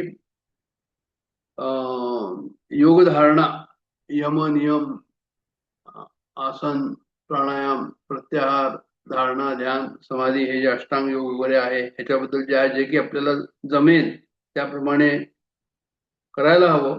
कारण की त्याशिवाय जे आहे ते होणार नाही. म्हणून ओंकार साधना जी आपण या ठिकाणी करतो आहोत याला कशा प्रकारे आम्ही डेली याच्यामध्ये येऊ आणू शकतो याच्याबद्दलचा विचार या ठिकाणी जे आहे ते आपण केलेला आहे.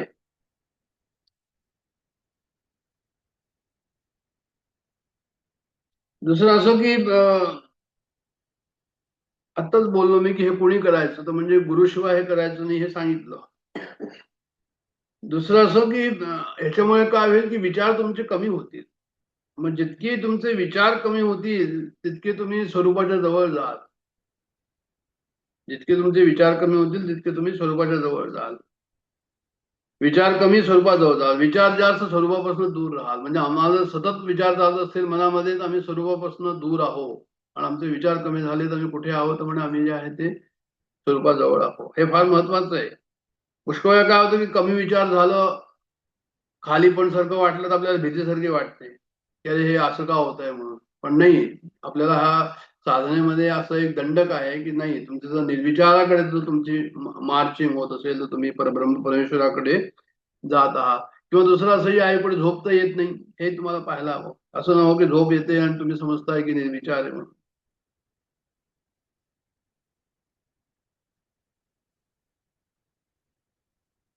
आत्ताच मी म्हटलं होतं की अनाहत चक्र, आध्यात्मिक हृदय याच्याबद्दल बोललो. तर अनाहत चक्र म्हणजे आपल्याला सांगितलं की जसं चेस्टच्या खालच्या बाजूला आहे हे अनाहत चक्र आहे. आणि मनोहृदी निरुद्य हे जे आपण बोललो या ठिकाणी हृदय त्या ठिकाणी स्थिर करायला हवं. तर या ठिकाणी काय म्हणे अनाहत चक्र म्हणजे कसं आहे की हे जे पुंज या ठिकाणी ऊर्जेचं आहे त्याच्यामध्ये कसं आहे तर म्हणे विदाऊट एनी एफर्ट्स त्या ठिकाणी एक आवाज येतो ज्याला आम्ही नादब्रह्म म्हणतो जो स्वयंप्रेरित आहे. आणि स्वयंप्रेरित हा नाद कसा आहे तर म्हणे पुष्कळ वेळा काय होतं की आपण काही आपटलं तर मग जे आहे ते आपटल्यानंतर तो आवाज येतो. पण ह्या ठिकाणी कसं आहे की बिना आपटता बिना काही होता आपोआपच आवाज येतो. म्हणून त्याला आहत म्हणजे आपटणं आणि अनाहत म्हणजे बिना आपटल्याशिवाय जो स्वयंप्रेरित आवाज येतो त्याला जे आहे ते अनाहत चक्र असं म्हणतात. पण ह्या ठिकाणी जे आहे ते आपण जर त्या ठिकाणी आपलं मन स्थिर केलं तर मग त्याचा अनुभव जे आहे ते आपल्या नादाचा अनुभव आपल्याला येऊ शकतो.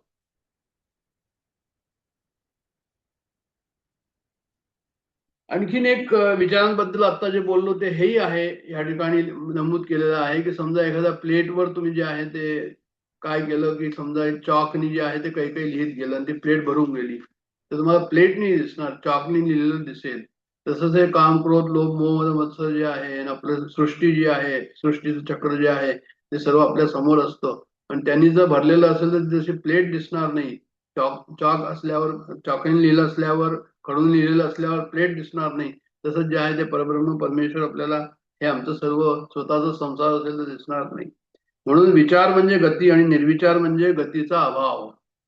तर निर्विचार राहणं का आवश्यक आहे की हे विचार जे आहे आमचे परब्रह्माला झाकून टाकतात. जसं सिनेमावर जे आहे ते आपण सिनेमामध्ये जातो त्या स्क्रीनला जे आहे ते सिनेमा झाकून टाकतो. स्क्रीनचं आम्हाला भान नसतं आम्हाला फक्त सिनेमाचं भान असतं. तशी सर्व सृष्टी आणि आम्ही मी आणि माझं आणि हे सर्व जे आहे ते काम क्रोध लोभ मोह मत्सर हे सर्व काय आहे हे सर्व सिनेमासारखं आहे. हे सिनेमासारखं त्या सिनेमा जसं स्क्रीनला ढाकतो तसं हे जे आहे हे परब्रह्म परमेश्वराला झाकून टाकतात. आणि जेव्हा सिनेमा नसतो तेव्हा व्हाईट स्क्रीन समोर असतो. तसंच विचार जेव्हा नसतात त्यावेळेस ब्रह्म अभिव्यक्त होतं आणि ते जे ब्रह्म अभिव्यक्त होतं ते आम्हाला साक्षीभावाने त्या ठिकाणी त्याचा अनुभव येतो. साक्षीभावाचा अनुभव कशा प्रकारचा येतो की विचार नसलं वृत्ती नसली तर त्या ठिकाणी जो आहे तो आम्हाला अनुभव येतो. आणि ती प्रचंड शक्ती त्या ठिकाणी असते. आम्हाला कळत नाही आमचे विचारांमुळे आमची शक्ती बरीच खर्च होते. बोलण्यामुळे आमची शक्ती बरीच खर्च होते. आम्ही कर्म करण्यामध्ये आमची शक्ती बरीच खर्च होते. इंद्रियामध्ये भोग घेण्यामध्ये आमची शक्ती बरीच खर्च होते. पण हे जर निर्विचार स्थिती त्या ठिकाणी आली अंतःकरणामध्ये आणि तिथे आता शक्तीचा तुमचा काहीच उपयोग नसेल तर त्या ठिकाणी प्रचंड शक्ती ही जागरण जे आहे त्या ठिकाणी होतं. कारण की भोगांमुळे शक्तीचा क्षय होतो. आता ते जागरण कशाला हवं त्या शक्तीचं की शक्तीचं जर जागरण झालं तर तुम्ही परमेश्वराकडे लवकर पोहोचू शकाल. साधना तुमची लवकर फलीभूत होईल. तुम्हाला त्याचा अनुभव जो आहे तो लवकर येईल तर तुम्ही आपली शक्ती कन्झर्वेटिव्ह ठेवली तर. म्हणजे याचा अर्थ हा झाला की देखो सुनो मत बोलो असं जे एक अनुभवाने सांगितलं होतं. म्हणजे जे आहे ते शक्यतोवर आपण प्रयत्न हा करायचा की आमची शक्ती जी आहे ते बाहेर कमीत कमी जावी भोगामध्ये जे आहे ते कमीत कमी जावे त्या ठिकाणी. असंच आम्ही विचार केला तर त्या शक्तीचा उपयोग अशा प्रकारे आम्ही करू शकतो. मग या शक्तीचा उपयोग काय करायचा तर म्हणजे इव्हन नामसाधनेने सुद्धा श्री गुरु बिलसांनी असं लिहिलंय की कुंडलिनी जागृतीने जे अनुभव येतात तशा प्रकारचे अनुभव नाम साधनेने सुद्धा येतात असं त्यांना म्हणायचं त्या ठिकाणी. मग तुम्ही तुमची जी काही साधना करता आहात तुमची विचार साधना ज्ञान साधना चाललेली आहे नाम साधना चाललेली आहे. पण ह्या साधनेने सुद्धा तुम्हाला जे आहे ते काय होईल तर म्हणजे जे आहे ते शक्ती जागृतीचे अनुभव येतील. कुंडलिनी जागृतीचे अनुभव ज्याला म्हणतात शक्ती जागृती ज्याला म्हणतात त्याचे अनुभव तुम्हाला येतील. काय होईल शक्ती जागृतीचा अनुभव म्हणजे काय झालं की प्राण जो आहे जो खाली आहे तो प्राण ऊर्ध्वगतीला जाणं. प्राण ऊर्ध्वगतीला जाणं म्हणजे काय होतं की मनाने इंद्रियाने जर क्षय केला शक्तीचा तर प्राण खालच्या बाजूलाच राहतात. पण मनाने इंद्रियाने जर आम्ही क्षय केला नाही तर ते प्राण काय होतात ते प्राण वरच्या बाजूला जातील. आता समजा तुम्हाला जर प्राण वरती एखादं पाणी जर वरती घेऊन जायचं असेल टंकीमध्ये आणि खाली नळ आहे आणि तुम्ही जर त्याला लेझिम लावलं तर पाणी वरती जाईल. पण समजा लेझिमला भोक असेल भोकं असतील तर ते पाणी जे आहे ते वरती बरोबर जाणार नाही. तर तसं हे देहाला इंद्रियांची भूक आहे. हे देहाला इंद्रियांची जी भूक आहे याच्यातनं जे एनर्जी जर जाईल तर ती वरच्या बाजूला म्हणजे ब्रह्मरंध्राकडे म्हणजे मस्तकाकडे ही वरती त्याची जे आहे ते ऊर्ध्व दिशेकडे त्याची जाण्याची जी आहे ती काय होईल, ती मार्ग जो आहे तो सुकर राहणार नाही. मग काय होईल की शेवटी जाताना जेव्हा मनुष्य मृत्यू होतो त्यावेळेस कदाचित खालच्या मार्गाने प्राण निघून जातील, कारण त्यांना वरती जायला जे आहे आपण कोणत्याही प्रकारचे प्रयत्न तशा प्रकारचा प्रयत्न केलेला नाहीये. तर म्हणजे केव्हाही प्राण वरतून जाणं हे नेहमी साधूचं लक्षण आणि प्राण खालून जाणं हे अशा प्रकारचं लक्षण की जो भोगी आहे म्हणून. मग भोग्याचं जे आहे ते प्राण कुठून जातात म्हणजे खालच्या बाजूला जातात, म्हणजे गुदाद्वारे म्हणा किंवा मूत्रद्वारे म्हणा खालच्या बाजूने जातात. तर दुसरं असंही आहे की हे सर्व ओंकाराची साधना करताना समजा तुम्हाला जर काही अनुभव आले, असंही दिलेलं आहे त्यांनी की समजा एखाद्याला प्रकाश दिसला, आता मी ध्यानाला बसलो आहो, ओंकार साधना करतो आहो, काही प्रकाश वगैरे दिसला, तर त्याच्यावरून काही लोकांनी भुरळून जाऊ नये, त्याच्याबद्दलचा विचार करू नये. असं नाही की आता पुढच्या दिवशी जे आहे ते परत आता काल आला होता प्रकाश आमच्या ध्यानामध्ये तर आज परत येईल का ध्यानामध्ये प्रकाश, असं त्या ठिकाणी व्हायला नको असं त्यांना म्हणायचंय. कारण असं की मग तुम्ही म्हणजे ध्यान प्रकाश कुठून नाही, तो प्रकृतीकडनंच येतो. तो काही परमात्माचा प्रकाश नाही, तो प्रकृतीचा आहे. तर प्रकृतीमध्ये परत तुम्ही अडकता. तर हे सर्व सांगायचं तात्पर्य असं आहे की ओंकाराची साधना आपण या ठिकाणी करतो आहोत आणि ओंकाराची साधना व्यक्तिगत रूपाने सुद्धा थोडीफार करायला हवी. साधनेकरता त्याचा खूप उत्कृष्ट उपयोग आहे आणि ही साधना करताना जे आहे हे सर्व विचार त्या ठिकाणी जे आहे ते आपल्याला कामास होतील असं त्याला मला म्हणायचंय की आम्हाला जे आहे ते आमची काय करायचंय की ही शक्ती वरती घेऊन जायची. मग आम्हाला असे जर काही अनुभव आले ध्यानामध्ये तर ते सर्व भगवंताला अर्पण करायचं. स्वतः त्याच्याबद्दल विचार करायचा नाही, त्याच्याबद्दल अभिमान करायचा नाही, त्याची वाट पाहत नाही राहायचं की काल झाला होता तर आज नाही येत का, किंवा अशाही प्रकारचे काही अनुभव असतील तर तुम्हाला भीती वाटू लागेल तर तसंही त्या ठिकाणी नको. नामस्मरण असेल, कोणत्याही प्रकारची साधना असेल तर ती आपली शांत रूपाने काहीही भगवंताशिवाय इतर विचार न करता ती जी आहे ती करत राहावी. असं असं या ठिकाणी जे आहे त्यांनी एक हे दिलेलं आहे. म्हणजे तर हे झालं याच्याबद्दल की दुसऱ्या 12 आणि 13 ओमितिकाक्षर ब्रह्म, हा जो आपण 13वा पाहिला याच्याबद्दलचं थोडंसं विवेचन मी या ठिकाणी पाहिलं.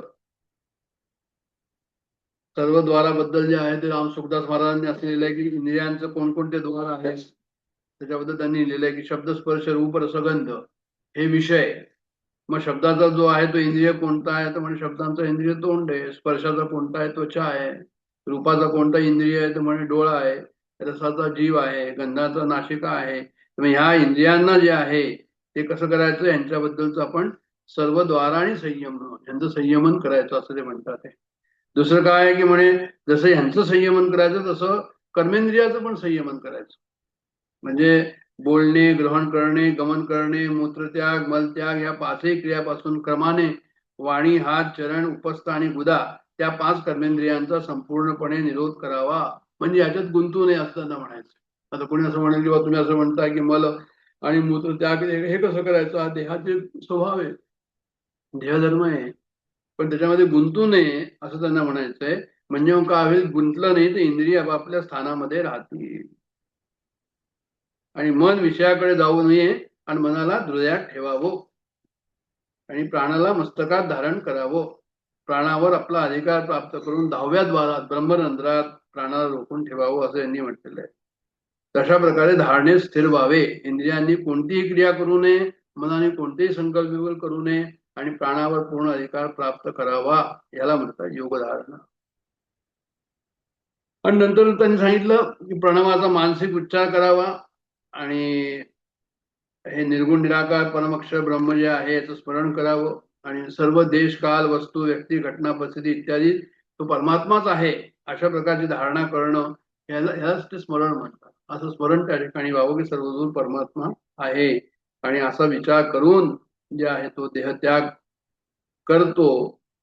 तो कसा होतो, मग त्याचे प्राण जे आहे ते वरती जाऊन आणि ते ब्रह्मरत्नातनं जे आहे तो प्राणाला काढू शकेल असा तो साधू असेल असं त्यांनी अभ्यास केला असेल असं. तर अशा अद्वैतवादीचं जे वर्णन आहे ह्या योगाभ्यासाचं असं त्यांनी लिहिलंय सुखराम महाराजांनी, राम सुखदास महाराजांनी की अद्वैतवादीचं हे वर्णन आहे आणि मानसिक उच्चारण जे आहे ते ह्यात करावं. आणि तर हे 12 आणि 13चं आपल्या भगवद्गीतेचं जे आहे ते विवरण आपण आता पाहिलं.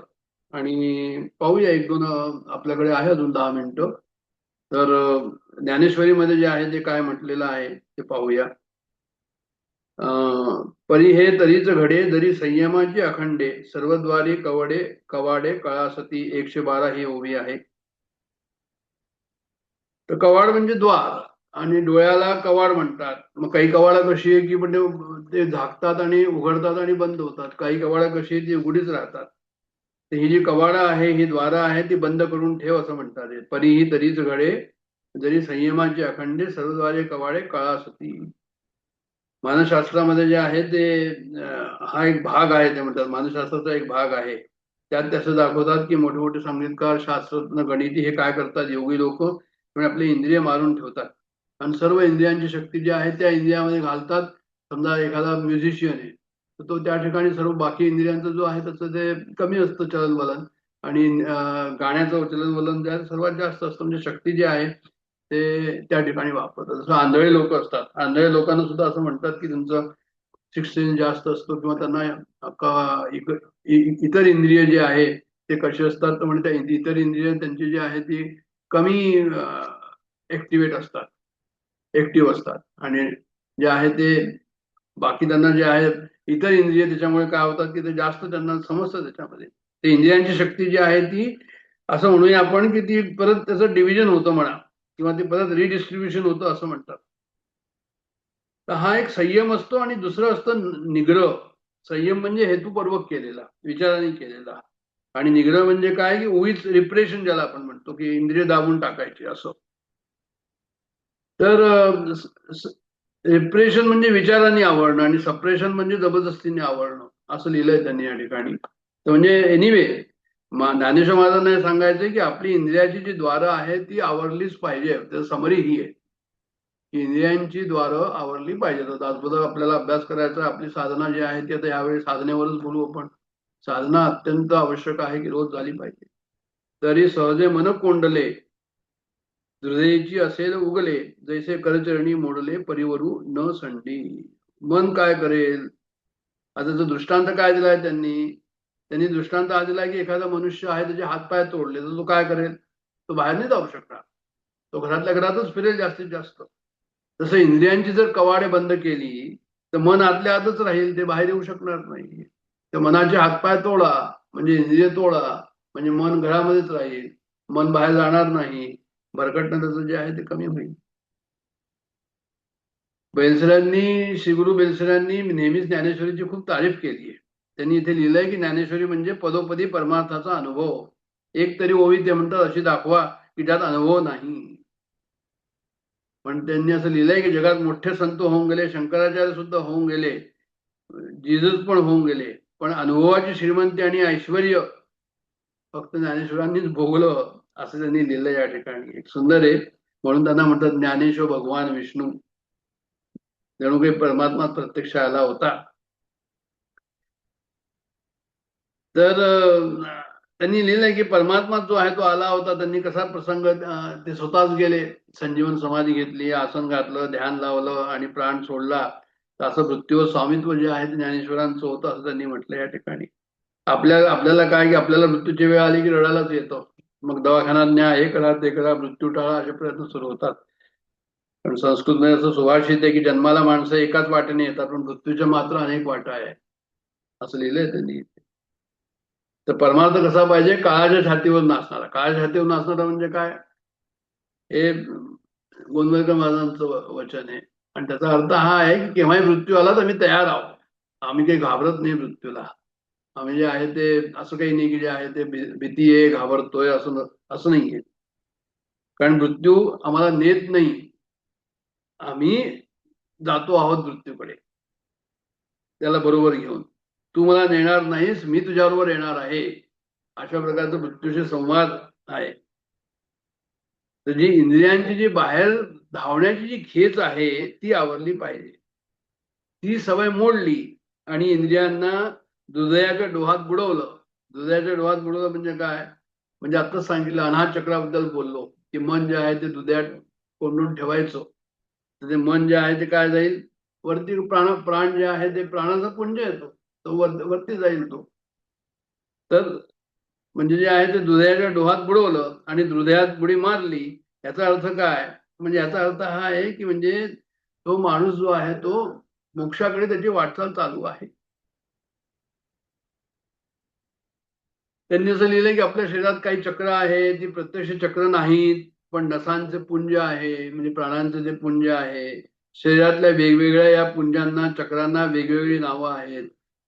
त्यापैकी आपल्या हृदयाचे चक्र आहे त्याला अनाहत चक्र म्हणतात.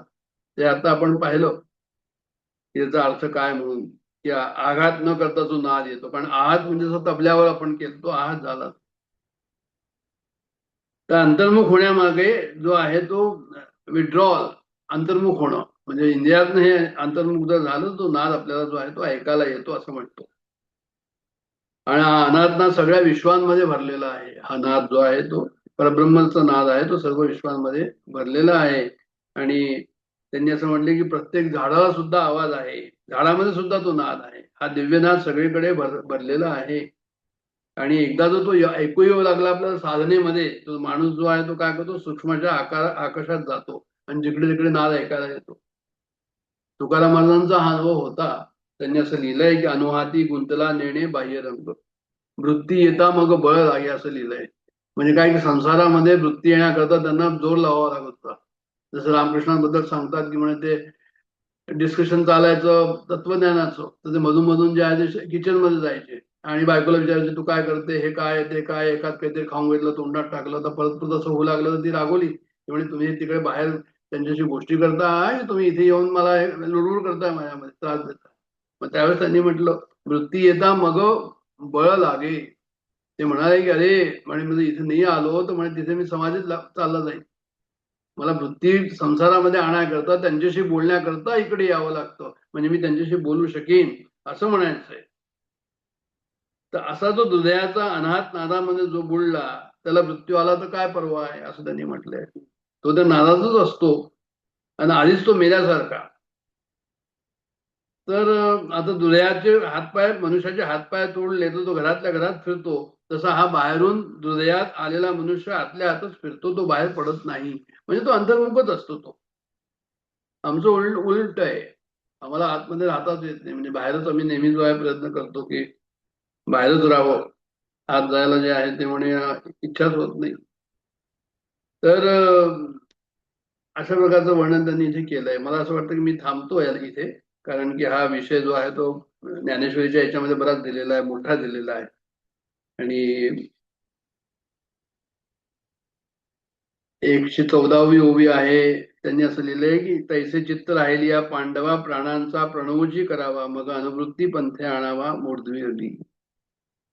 ते म्हणतात आसन घाला, मन आत खेचून घ्या, अन्ननादामध्ये गुंतवा. आणि मग जे आहे ते म्हणतात की तुम्ही हे सर्व ऐकून ठेवा. नसेल जमत तर हरकत नाही, तुम्हाला काही जमाय करता म्हणून नाही म्हणायचं, पण नुसतं ऐकून ठेवा. आणि ऐकून काय ठेवा तर म्हणजे देहापासून वेगळं व्हायचं आहे. तुमच्यामध्ये असं काही आहे की ते देहात असून सुद्धा देहापेक्षा वेगळं आहे, म्हणजे चैतन्य तत्व. माणसाची वाणी जी आहे ती अशी आहे की माणसाच्या देहापासून वेगळी आहे. आपण ज्ञानेश्वरी वाचतो म्हणजे त्याची वाणी आहे. परमात्म्याचं मूर्त जे स्फुरण आहे त्याला वाणी म्हणतात. मग आपल्याकडे वाणीला स्फोट म्हणतात. माणसामध्ये हा आत्म्याचा स्फोट आहे असं म्हणतात ते. आत्म्याचं अस्तित्व काय आहे तर म्हणे मी आहे, ह्याचं आत्म्याचं अस्तित्व आहे. मग याच्यावर जे आहे ते पोचायचं कसं, म्हणजे वैखरी वाणी आहे, त्याच्यानंतर वैखरीच्या मागे मध्यमा आहे, आणि मध्यमाच्या मागे काय पश्चंती आहे, आणि पश्चंतीला जोडणारी आहे ती परावाणी आहे. परावाणी म्हणजे जे आहे परमेश्वराचे, परब्रह्माचं स्पंदन असं त्यांनी सांगितलंय.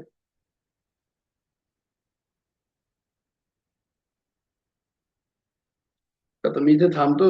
बरंच जे आहे ते मोठे ही जी ओळीबद्दलचं विवेचन, सुंदर विवेचन आहे. I will like to take it as a separate. पुढच्या वेळेस आपण घेऊया. जय जय रघुवीर समर्थ.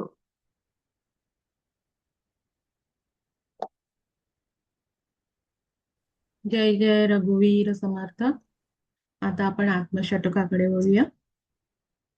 मनोबुद्ध्यहंकार चित्तानि नाहं न च श्रोत्रजिह्वे न च घ्राणनेत्रे न च व्योमभूमिर्न तेजो न वायुः चिदानन्दरूपः शिवोऽहं शिवोऽहम् न च प्राणसंज्ञो न वा पञ्चवायु न वा सप्तधातुर्न वा पञ्चकोशः न वाक्पाणिपादौ न चोपस्थपायु चिदानन्दरूपः शिवोऽहं शिवोऽहम् न मे द्वेषरागौ न मे लोभमोहो मदो नैव मे नैव मात्सर्यभावः न धर्मो न चार्थो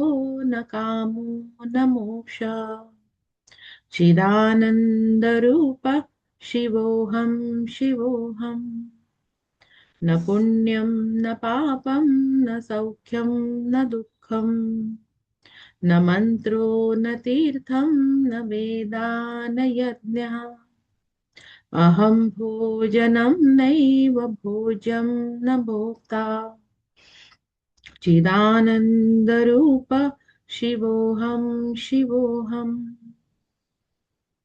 न मे मृत्युशङ्का न मे जातिभेदः पिता नैव मे नैव माता न जन्म न बन्धुर्न मित्रं गुरुर्नैव शिष्यः चिदानन्दरूपः शिवोऽहं शिवोऽहम् अहं निर्विकल्पो निराकाररूपो विभुर्व्याप्त सर्वत्र सर्वेन्द्रियाणां सदा मे समत्वं न मुक्तिर्न बन्धः चिदानन्दरूपः शिवोऽहं शिवोऽहम् चिदानन्दरूपः शिवोऽहं शिवोऽहम् चिदानन्दरूपः शिवोऽहं शिवोऽहम्.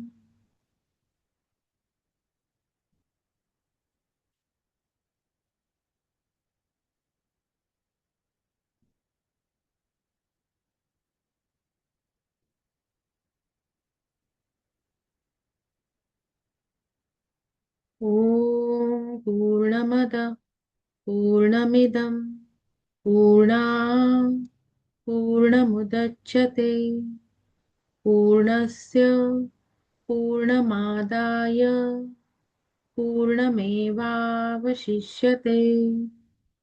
ॐ शान्ति शान्ति शान्तिः.